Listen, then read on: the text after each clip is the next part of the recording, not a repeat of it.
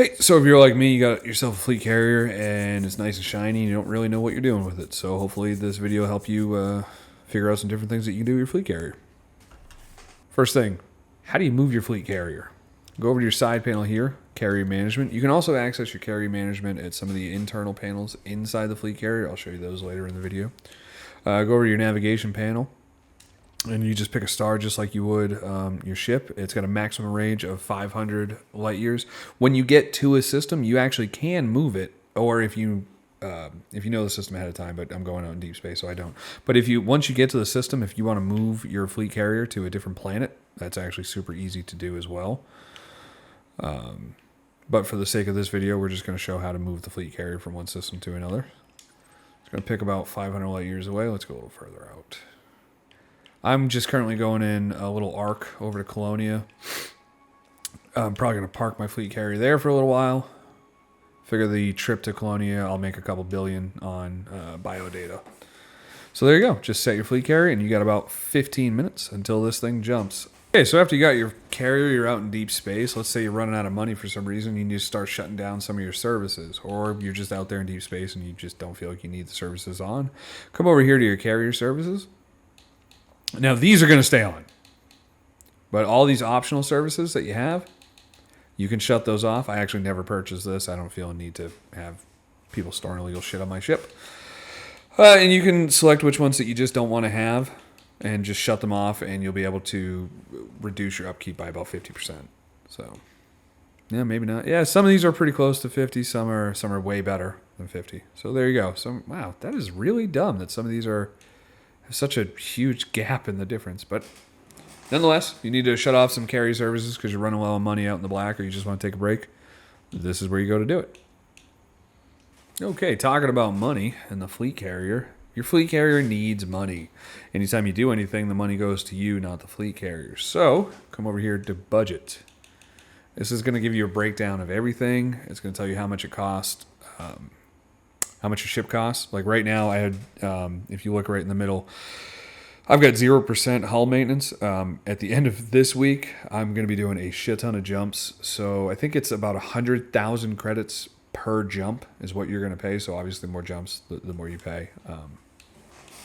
So you just go over to deposit and withdraw. This is super easy. Pick which one you need, take money from, put money in. And it's just that, it's that simple. I usually keep my carrier has more money than I need. You can get your money anywhere, so it really doesn't matter. I just make sure I have way more. I mean, I need like 50 million for a rebuy, something like that. Probably not even that. Actually, no, the ship I'm in, I think, needs even less than that. So yeah, as long as I have enough for a rebuy, that's all I really care about. The rest of the ship goes in the fleet carrier. If at any time I need money, I can just go into the carrier management, go to deposit, withdraw, throw it into my main onto my ship if I ever need it. So that's all you gotta do for that. Okay, your carrier needs fuel. And the way you fuel that is you go over here to the tritium depot and you dump it in there. Your fuel tank can only have 1,000 tritium at one point. So if you're planning on a deep space expedition, I strongly recommend you get something like a Type 9 like I have here. And you stock your ship. Go over to your inventory, go to transfer, find your tritium. I have 5,000 of it. So I just load up some tritium on this guy.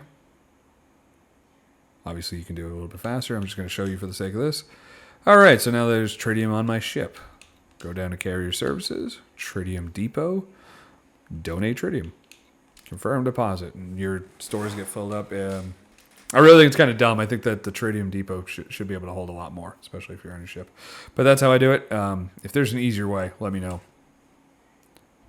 Throughout the ship, you'll find these panels. They work just like they do on any other on-foot station. I have a redemption office, which is definitely a good thing, mainly for codex discoveries. I turned them in last night, but as you're traveling through space, you're going to get a lot of codex discoveries. And if you're like me, at some point you might crash, and you're going to lose everything.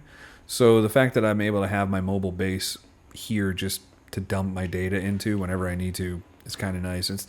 Codex isn't a lot of money anymore compared to everything else I can get with like exobiology, but I like getting the credit for stuff. So it's kind of nice. One more thing before... Oh, what the hell is that? Oh, apparently you get your own room. I literally just found this. No, one other thing that you can do is you can get to your fleet carrier on foot as well. Just hold down. I'm using a controller, but open up your radio menu. And on the right side, just come right over here. Fleet carrier. It's going to pull up your normal big menu just like that. So I mean, you can do this if you're out in the middle of nowhere on a planet, just doing something. You're like, you know what? I'm kind of bored. I want my fleet carrier. You can send it to you. Too far. Oh, okay. I'm getting yelled at. And last but not least, what's it look like when your carrier jumps? I'm actually going to be fairly quiet during this. Turn up the game sound a bit. If you have headphones on, the sounds that this game makes is really cool. Because like everything's going to get super silent and eerie. But I'm going to shut up now.